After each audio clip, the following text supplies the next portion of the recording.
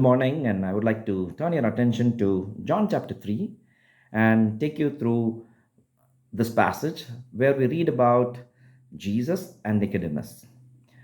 I would quickly bring three truths from this passage. The first thing that you will find that Nicodemus came in search of Jesus. Who was Nicodemus?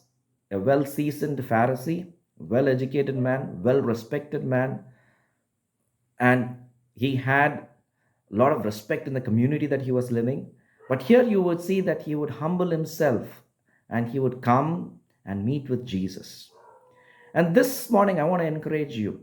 That is the same thing that God expects from each one of us when we come to Him, that we would be humble as Nicodemus was, so that we can have a lot of learning from Him. Many times when we read through the scriptures, when we hear to sermons, when we hear to messages, we kind of superficially hear, but here is the call that we have, that we humble ourselves and we come like how Nicodemus came to the Lord. The second thing that you can learn is that this man was open to learn.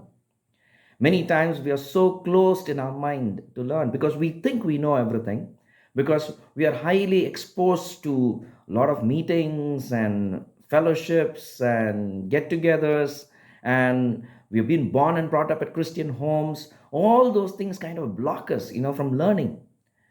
And here is a man who had thorough knowledge, of the faith, you know, but in spite of being a Pharisee, he was kind of still open to learn.